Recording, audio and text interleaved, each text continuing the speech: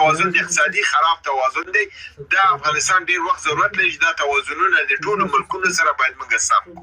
راځم دې ته تاسو د ایران او د امریکای ترمنځ د عمان کې ناسته دا د دوی ترمنځ دریمه غیر مستقیمه ناسته ده اوله ناسته په عمان کې و دویمه په ایټالیا کې و چې ایټالیا کې ډیره لنډه و او اعلان وشو چې په حساب ناکامه غونډه و خو بیا بیرته عمان ځان پکې دننه او بیرته موضوع بچ کړله نو د هغې بچولو په اساس باندې د دریمه ناسته تعهد سره وشو چې دغه تعهد نن هلته په عمان کې دا ناسته وشوه د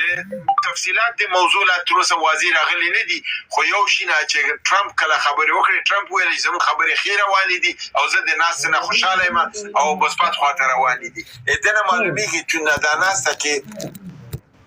وقفه په وقفه باندې دا خبرې رئیس جمهور ته رسیږي نو رئیس جمهور چې دی هغه مطلع و نو ځکه هغې ویلې چې خبرې ښې روانې دي مثبت دي او موږ یو نتیجې ته رسیږو کوم شی چې ما په تفسیرو کې واورېدل هغې کې دا وویل شول امریکا مطلب دا دی چې ته میزایل جوړ کړه خو هغه میزایل که اسرائیل ته رسیږي هغه مه جوړوه لږ لنډ جوړ کړه فرضاً سوریې پورې ورسیږي پروا نه کوي خو اسرائیل ته ونه رسیږي هغه میزایل چې اروپا ته رسیږي هغه مه جوړوه هغه میزایل چې فرضاً په پاکستان ووهل شي هغه جوړ کړه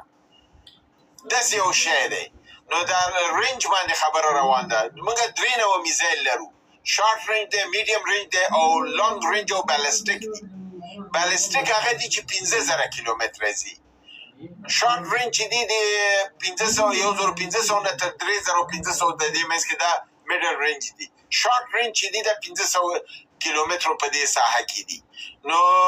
د 500 او 900 تر 1000 پورې دا شارټ رینج کې راځي دوی دا شارټ رینج جوړ کوي لانګ رینج مه جوړوي میډیم رینج مه جوړوي چې غټ ملکونه د فرضاً هغه میزایل چې سعودي ته رسیږي د دې میزایل تاسو وکتل چې اسرائیل پې ووهه او ایران ویل چې دا ما هغه عادي میزایل مې در باندې ورکړي دي ځکه ایران 11 نوع میزایل لري د 11 نوعونه دی هغه اوله نوع استعمال کړي دي 10 نوع نور ورسره محفوظ دي نو هغه امریکایانو ته معلوم دي چې د 10 نوع کې داسې میزایل شته چې بالستیک میزایلونه بالستیک 15000 کیلومتره چې ځي هغه دي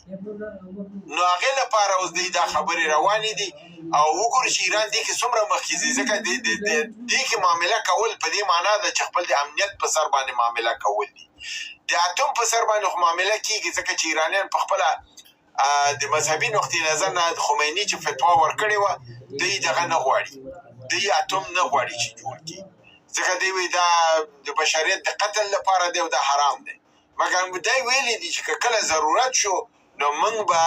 بیا فتوا بدلو علما به کېنوو نوې فتوا به اخلو موږ به اتوم بیا جوړو او موږ یې جوړولی شو چون ایران فعلا د اتوم جوړولو په فکر کې نه دی نو د دې لپاره په اتوم باندې خبرې کوي په هغې کې بیا خبرې دی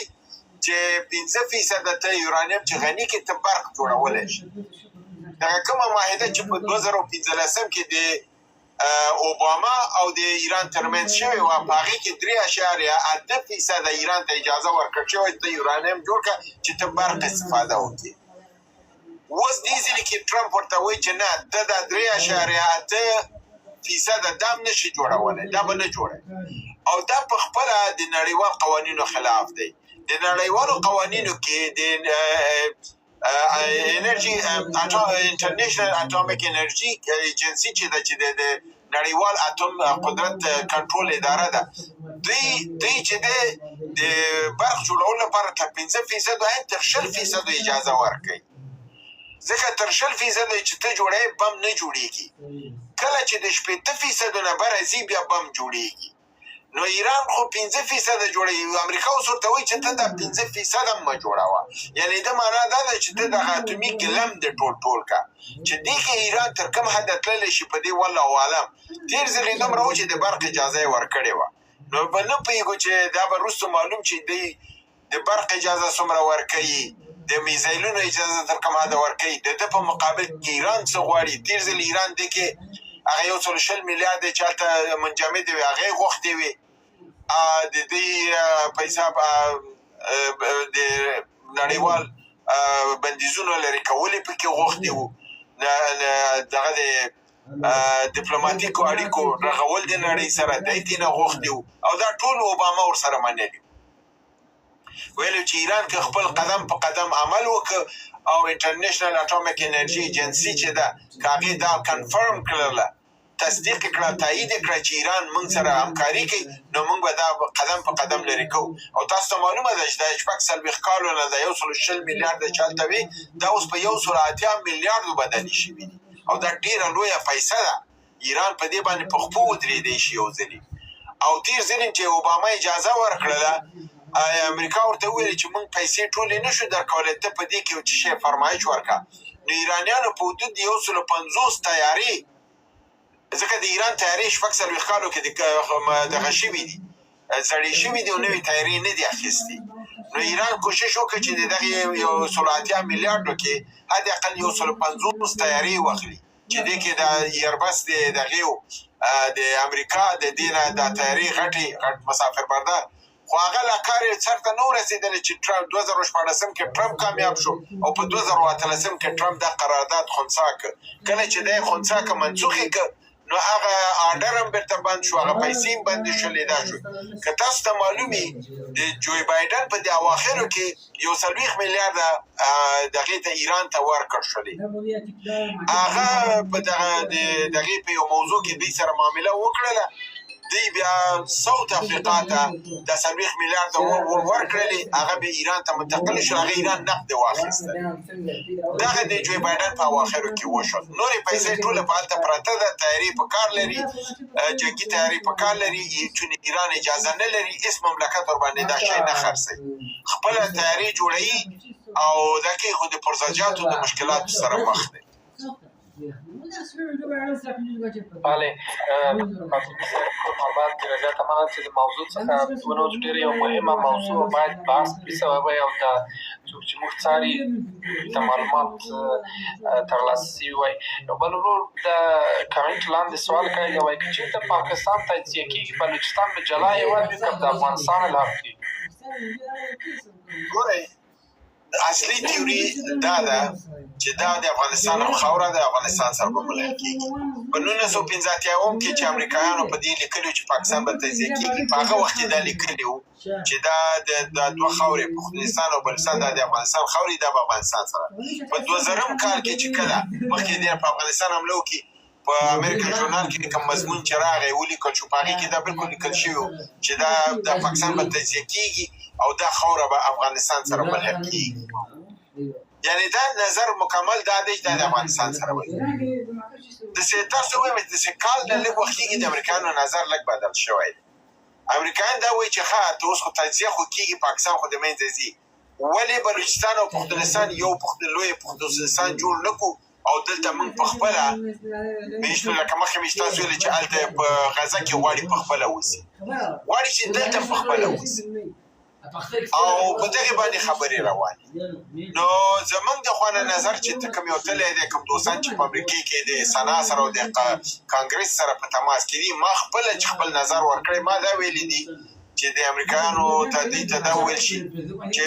دا د افغانستان خاوره ده بینالمللي قراردادونو کې دا په ډیورنډ په کرښه کې د ګندمک په معاهده کې دا واضح معلومه ده دا د افغانستان انګلیسانو دا تایید کړې دا د افغانستان خاوره ده دا باید افغانستان سره ملحق شي امریکا که غواړي په سیمه کې اوسي په ګوادر کې د خپل کشتۍ ودرېږي دا پیشنهاد دی موږ ورته کړی دی چې د افغانستان د لوی شي افغانستان سره دا کې دا زه چې تاسو وایم چې ژاندارم د منطقي شي که امریکا په دې قناعت وکړي چې د دې مسلې نه واوړي ځکه په هغې کې امریکې ته ځینې ستونزې شته دی جنگ BLA کوي یعنې بلوچستان لیبریشن آرمي کوي جنگ TTP کوي جنگ سیاسي فرهنګي جنگ چې دی پښتو ژغورلې غورځنګي کوي معذرت غواړم او د ټولو داعیه دا ده چې لر او بر لوی افغانستان دا درې واړه دا غږ کوي BLA 80 کاله شو چې فعاله ده په امریکا پاکستان کې دا اوس نه ده 80 کاله شو تاسو د ظاهر خان وخت کې لاړ شئ د بلوچ مشران په کابل کې وو د داود خان په وخت کې کابل کې وو د نجیب په وخت کې کابل کې وو د مجاهدینو وخت کې کابل کې وو د امریکایانو په وخت کې کابل کې وو او د طالبانو وخت کې ما هغه قصه ده ځکه دا خاوره زموږ ده د ټول نظامونه دا خاوره غوښتله نو بلوچستان لیبریشن هلته وو بیا اوس په اواخرو کې دی لاړل ووتل، څوک سویس ته لاړل، څوک هند ته لاړل، ځکه خو د دې وزیر دفاع وایي چې دا په هند کې دي. نو مدا د دوی دایه کې د دوی تړون زمونږ سره دی او د ټي ټي پي خو تاسو معلومه ده د اسلامي امارت مشر تبعیت لري. نو په دې صورت کې چې جنگ بیلې او ټي ټي پي کوي نو تصمیم هم بیا دوی نیسي چې آیا دوی امریکې سره جدا ملک جوړېدو ته حاضرېږي که نه. امریکا خو په ذات خپله نشي کولی که نه چې راشي دا زه ملک جوړوم، دا خو نشي کېدلی. ته به دې نه ملک ځان ته جوړ کړې. سند خو تا سره نه ځي، سند خو خپله ازادي غواړي، کشمیر خپله ازادي غواړي او پنجاب پاتې کېږي. پنجاب مجبور دی چې انګلیس ته ورکړي. دا چې انګلیس حاضرېږي چې پاکستان دې ټوټې شي په یو قیمت حاضرېږي او قیمت به دی چې پنجاب به غواړي او هغې ته به مینې پاکستان وایي په انګلیس به هلته وي. نو په دې اساس که چېرته د ملت رایې ته او د مجاهدینو ته وګوري نو امریکا ممکنه نه ده چې دا ځان ته جدا کړي. دا بېله خبره ده که دی په یو کال 2 کاله کار وکړي په منځ د بیلې کې او ټي ټي پي کې او هغې ته پیسې ورکړي او قناعت ورکړي چې خیر افغانستان سره مه یو ځای کېږئ، موږ سره شئ، موږ به دا دلته یو لوی تاسو به هستئ. حکومت به بیا جوړ کړي خو دا حکومت به بیا دوام په دې